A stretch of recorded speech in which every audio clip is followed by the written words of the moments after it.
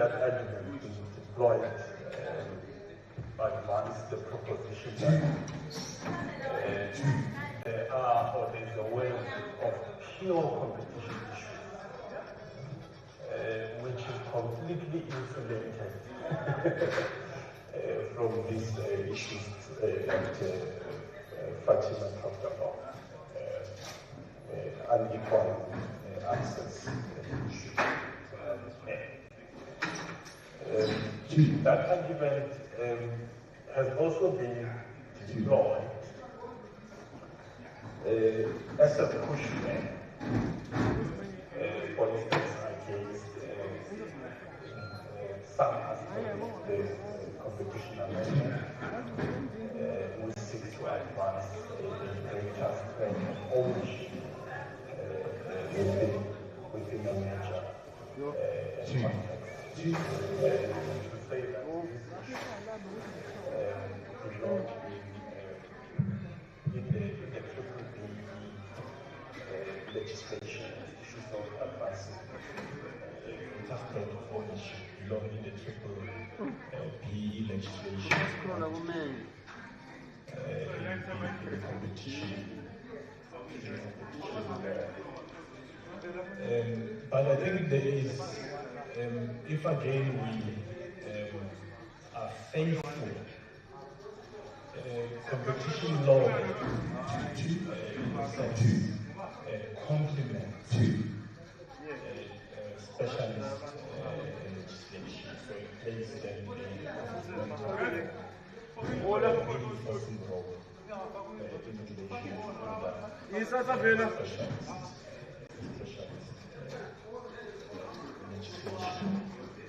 by the way, this conception of the expanded role of competition policy is embraced by the likes of Stiglitz as well as others who have clearly made the case for saying that competition law in a developing economy has to respond to the unique challenges facing developed economies. In as much as if one looks at the evolution of US antitrust policy, it was in response to the unique challenges facing markets, development of large enterprises. In fact, Stiglitz goes further to say that the initial impetus of competition policy in the US was actually political, with the aim, of course, of constraining market power. So the idea of constraining market power in the US was, in fact, a political imperative. This is what Stiglitz says.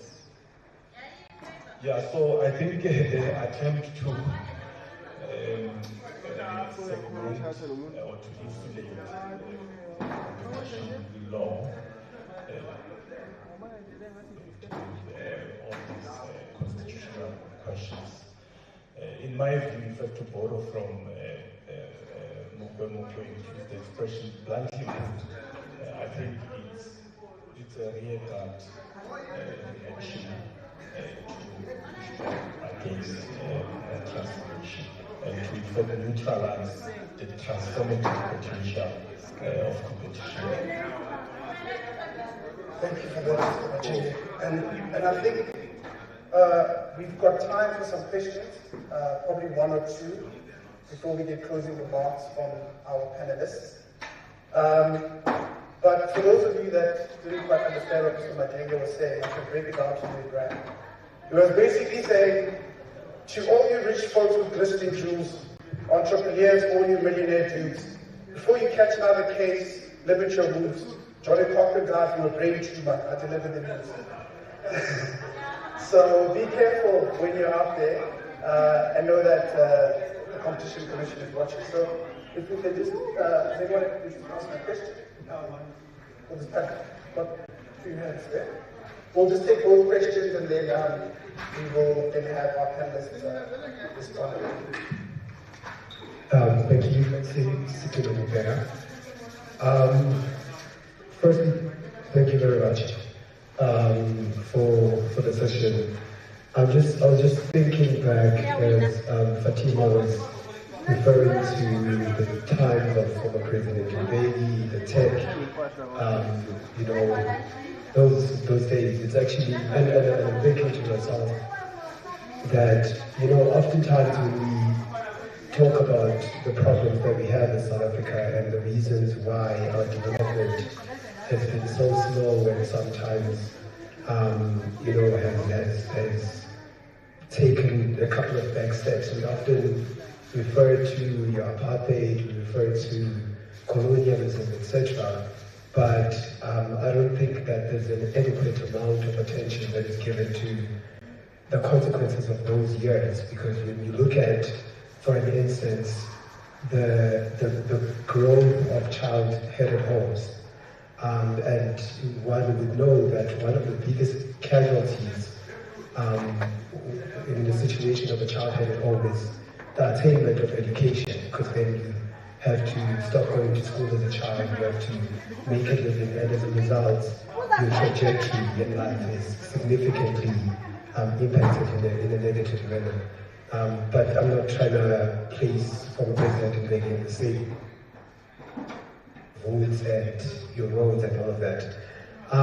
But a question to Mr. Majenge is, so when we look at competition law in South Africa, and the regulator that we have and its effectiveness, when we then begin to think about it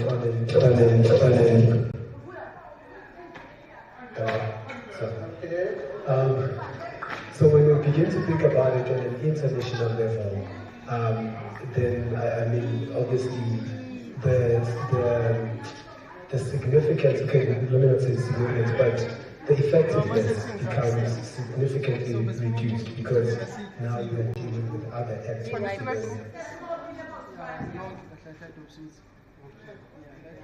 You think about the Health Assembly of the United Nations, etc. So, with the position that South Africa currently enjoys on the global stage, our advocacies for human rights and those sorts of things, what are the opportunities that this government and try to bring to the international stage in order to make the decisions that we have as a country become realizable, not just for us, but also for the rest of the world. Thank you. Can you please have the second question? Hi, my name is Dennis Mumba. My question is for you, Fatima. I just want to know what's your view on the reform of global governance regarding what we saw during COVID-19, the uneven distribution of vaccines by the big pharmaceuticals, notwithstanding that we have the Doha Treaty from 1995 about access to intellectual property rights, because I think South Africa had to take the case together with India to the WTO when they felt like there should have been some form of waivers so that they can be able to reproduce more vaccines domestically for the population. So in terms of reforming that aspect, and as well also trying to align it and incorporate it with our domestic laws, such as the amendments to the Patent Act, the current Patent Act, I think, that we've had since the apartheid states. And we got one last question. Thank you very much. It's not a question facilitator of the court. My name is Gregory Mufuje.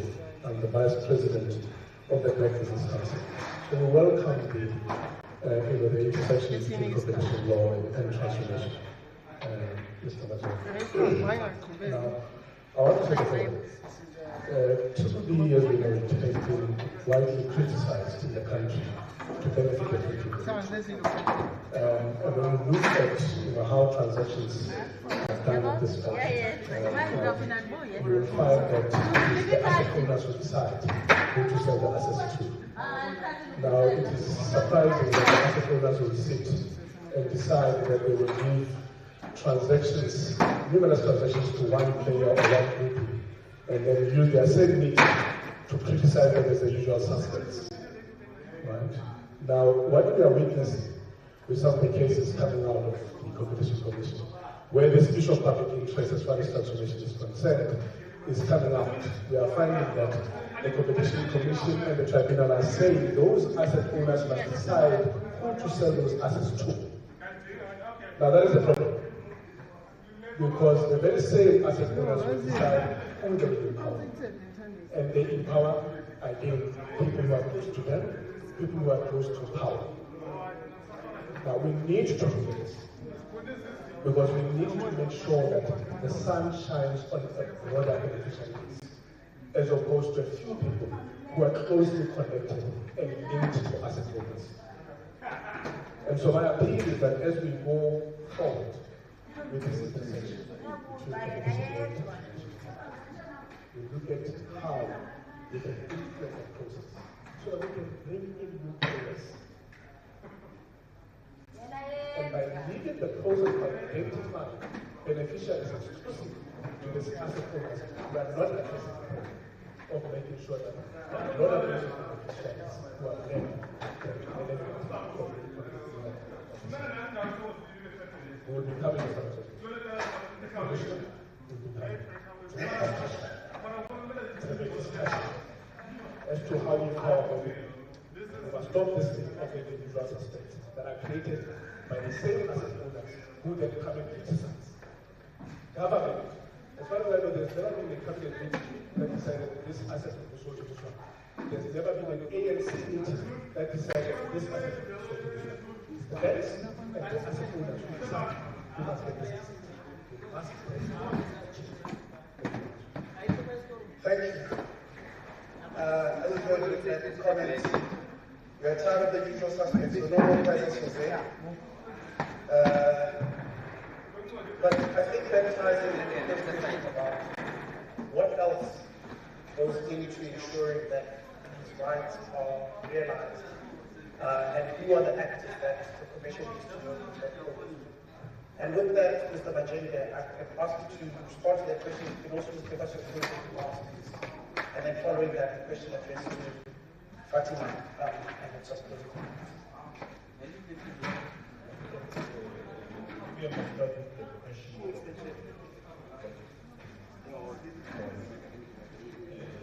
raised